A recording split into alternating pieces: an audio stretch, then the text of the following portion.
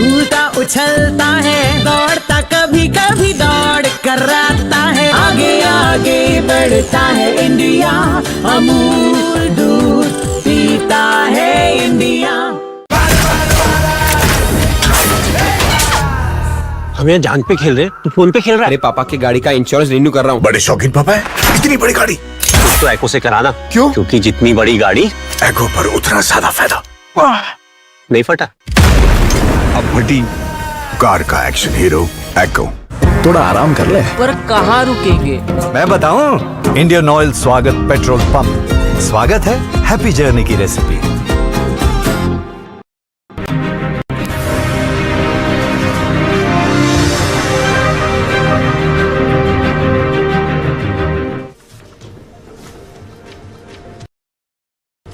With the race for the Bihar elections heating up, the focus is shifting to the smaller players in the two alliances, the NDA and the Mahagathbandhan. Even as the NDA has announced its seat-sharing plan, hectic parleys are on the rise in India alliance. In a state where caste affiliation may swing the election in closely fought contests, this becomes even more important.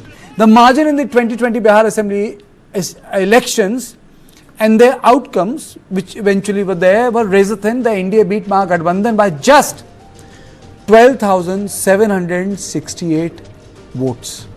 12,768 votes. And this was statewide.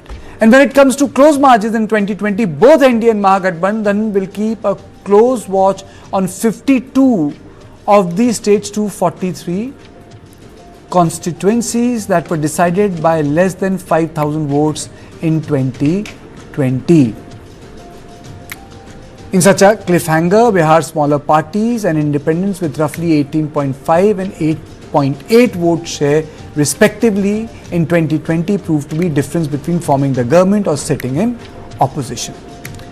That is why the seat sharing among smaller parties in both the NDA and Mahagathbandhan becomes so important in 2025. In the NDA's smaller allies, Hindustani Awam Morcha headed by Union Minister Jitan Ram Manjhi and Rashtriya Lok Morcha of Rajya Sabha MP Upendra Kushwaha, which got 6 seats each, have expressed their resentment over the seat sharing formula. On Sunday, the ruling NDA announced seat sharing for the elections to the 243 member assembly with Chief Minister Nitish Kumar, and the BJP deciding to contest 101 constituencies each and leaving the rest to the smaller allies. Union Minister Chirag Paswan will field candidates of his LJP on 29 seats. HAM's Upendra Kushwaha has expressed his disappointment over getting just 6 seats since 2020 Vikassheel Insaan party leader Mukesh Sahni has deserted the NDA to join the Mahagathbandhan. Sahni wields influence over the Nishat community in Bihar and won 11 seats in 2020. He has been seeking 30 seats from India Alliance and has been also seeking the Deputy CM's post. Last time, JDU felt the impact of LJP's indifference. Will the India Alliance suffer a setback because of the lack of unity? Are the questions which we are going to tackle. On this, I am joined by my input editor Brijesh Pandey, Mrityunjay Sharma, political analyst and author of Broken Promises, Caste Crime in Politics in Bihar, and Bhanuchandra Nagarajan, political analyst. Let me straight away go to Brijesh. So are these small parties or the smaller versions of the bigger parties or the regional parties, will they call the shots? I think they are calling the shots. I will not go to the extent of saying that they are the one who will decide how many seats they will get. But the fact of the matter is that, if you look at the kind of pulls and pressures that was there, LJP getting 29 and other smaller regional parties getting slightly lesser, slice of the pie. The fact of the matter is that how important they are is not lost on anybody, especially the bigger parties. And given the importance of this particular assembly elections, which may set a narrative, no party wants to take chance, and this is the reason why yesterday when Dharmendra Pradhan, who is in charge of BJP in Bihar, he announced the seat sharing formula. He announced the number of seats all parties are going to get with 101 perhaps for the first time, both BJP and JDU playing on equal footing. The fact of the matter is that despite announcing it yesterday, they were not able to do a press conference which was slated at 4 o'clock. This shows the kind of hard power bargain which is being driven by smaller parties, because they are also aware that in very keenly contested elections, no political party, Okay. despite the bandwidth of somebody like BJP, you know, which is ruling and is a big force as far as India is concerned, will be able to ignore them. And that is the reason what we have been given to understand is that the press conference was called. Bhanu, you know, that's the beauty of the Indian democracy, and I think Bharatiya Janata Party keeps it Bharatiya Janata Party, the Bihar electorate keeps it more alive than the other electorates by empowering so many small players, because it's also democratization of the electoral space. But do you think that these parties this time also hold the sway? And the second part of my question is, do you think it's really a make or break election for both Gathbandhan and NDA? Karthikeya, to answer it, like, let's zoom out and see the difference between UP politics and Bihar politics, because this will help us understand it better. In UP politics, it's basically BJP, but with two small parties, RLD and Apna Dal, very small parties that occupies the biggest non-agrarian OBCs, because non-Yadav OBCs and non-minorities, right? So this is the natural setup of BJP. In the case of Bihar, they have to construct the same alliance, right? The same social coalition. Unfortunately for BJP, there is a stronger player in JDU with Nitish Kumar at the helm, who is the leader of like one big community. So the NDA has to come together this way, and that is only natural. That's the natural social coalition. And how the seats are distributed within this natural social coalition is something. It's a secondary thing, to be honest. It's based on like who calls the shots politically at a particular point of time. As discussed in many newspapers, this time both BJP and the JDU are contesting equal number of seats, unlike before where JDU contested more seats. Okay. So I think this is the bigger picture. And like what you mentioned, the smaller parties obviously like play a big role in Bihar, and it is welcome for BJP to have LJP in the alliance, which brings a big number of marginal votes. They are getting 29 seats, and obviously Upendra Kushwaha's party and Jitan Ram Manjhi's party. Okay. So you wanted to interject? Yes, yeah? I wanted to interject. I want to go to Mrityunjay. Mrityunjay, is it also because of the fact that larger coalitions subsequently post 1970s is breaking down to smaller parties? If you look at Chaudhry Charan Singh, he was never a caste leader. Kisanon ke neta mane aate the. Then subsequently, the other leaders got spawned. So Lalu made MY and other EBC came up. So do you think that this social justice politics is getting fractured into smaller groupings?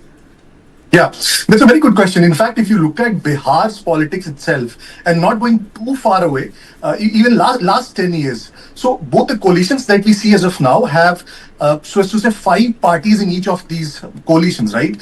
And at least 4 of these 5 parties, 4 of these 10 parties have emerged in the last 10 years, which is either Kushwaha ji's RLSP, which is either Manjhi ji's Hum party, which is either, the VIP party of Saini ji, which is either a Pasupatinath's Paras LJP. All these parties have sprung up in the last 10 years. What we had seen till 2005 was more of a polarization, either in the wave of RJD or against it.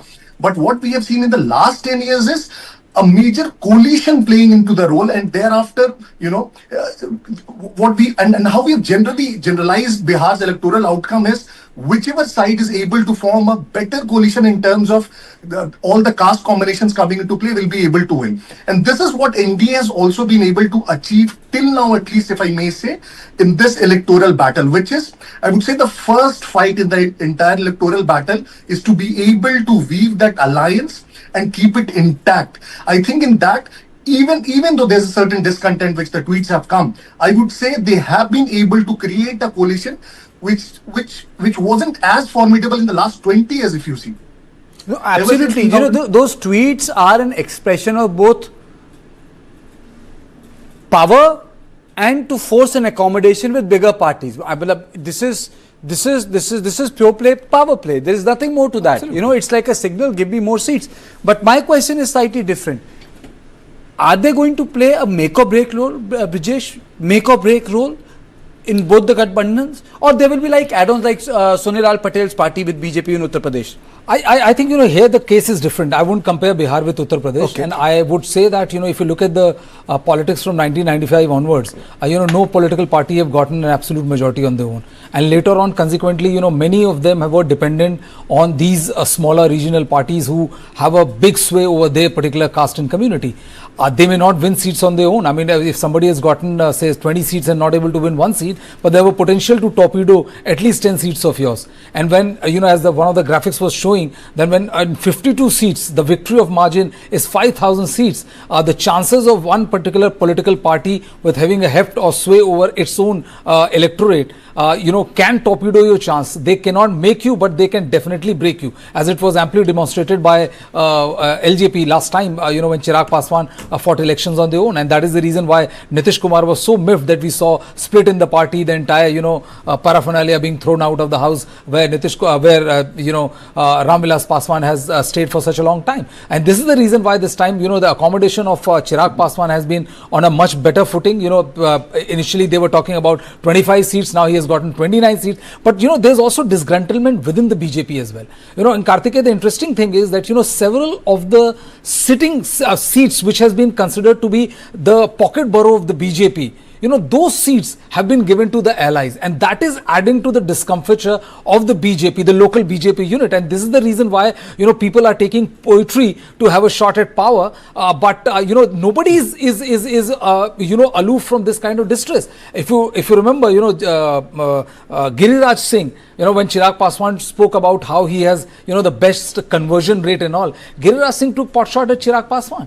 So it is like, in this situation, everybody wants to maximize their profit so as to have a better say post-election coalition and post-election power distribution. Bhanu, is this an issue in Bihar? I know you're traveling, doing a lot of data crunching. No, I used to, not recently, Kartikeya, but see, carrying on from what Brijesh was saying, I see this election as sort of the 0th election, in the sense that there is not going to be a much break from the past, but it is going to give indications of what is going to happen in the future, right? So, how organically or inorganically will BJP take over JDU post Nitish? How much is Prashant Kishore going to get and eat into the votes? And how high or low RJD is going to go? These are very, very interesting political questions, and I think the coming elections will give indications of that. And the media favorite. You use the word. You use the word Prashant Kishore. That's the word I was trying to come to. Mrityunjay, is Prashant Kishore going to be a factor, or is just going to be a storm in a teacup? I think how we have assessed Prashant Kishore in the last few weeks and months, especially in terms of the media, is by the visibility that he has been getting across Bihar. That is disproportionate. That's because of his, Exactly. So coming exactly to that. So we cannot equate the media visibility or the social media visibility to the outcomes that may come. Having said that, I'm not discarding him. I'm not saying he will be a non-factor. I think what PK and Jamsuraj will do, they'll be in single digit in terms of the vote share percentage, and somewhere the single digit in how many votes did Prashant got in the Lok Sabha? He's just from the party right now. 10%. But I think what the he got 10% votes. Yes, he got 10% votes. The party which gets in the by-elections. In the by-elections, got 10% votes. But that's a big number. No, again, Kartikeya, coming to that. Yes. See, most of the parties in Bihar that get certain vote share. So, for example, LJP gets a 5% vote share. But their votes is very consolidated into communities, which are again consolidated into certain Vidhan Sabha. And hence, they're able to convert it to final seats. But for Jamsuraj and PK, they do not have a very specific vote bank in terms of a community. Are we missing votes for the tree? I covered Kejriwal. I thought, how will Kejriwal build his politics? But suddenly everything happened in Delhi. Okay, Bhanu, you wanted to come in. Can he do something of a Kejriwal sort of an act in Bihar, where caste does not matter? I'm just asking. Yeah, so that's a great question, Kartikeya. But the thing is, Delhi is a very malleable society. It's like it's urban. It's educated, Bhanu. You're using the word malleable. No, it is because the society is willing to churn, right? But in Bihar, the social divisions are deep rooted. It is not malleable. So all progress or all changes will be incremental. So there cannot be a situation where like Prashant Kishore suddenly like gets like 20% votes and like becomes like the kingmaker or something. That's not possible.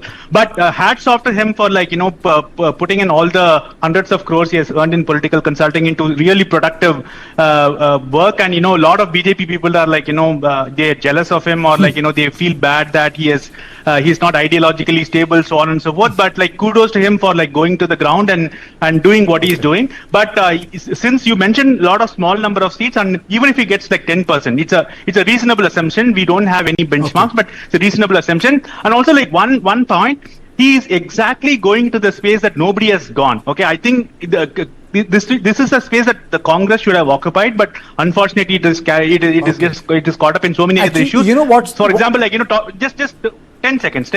He's talking developmental issues that nobody else is doing, and he is like pulling in all these educated people into politics, which is something that was another opportunity waiting to be taken. The space which he has occupied is consistency.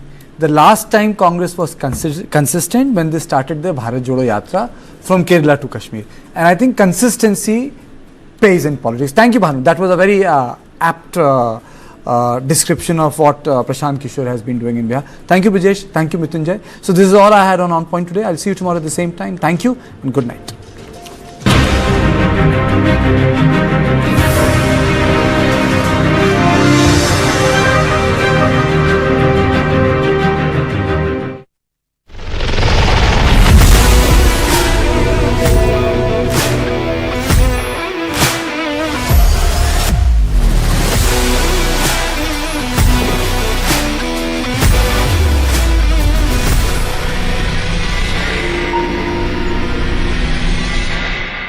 Painting में पहली बार Birla ओपर्स assurance.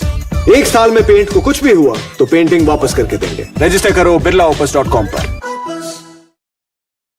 पढ़ता है, खेलता है, झूलता उछलता है, दौड़ता कभी कभी दौड़ कराता है, आगे आगे बढ़ता है इंडिया अमूल।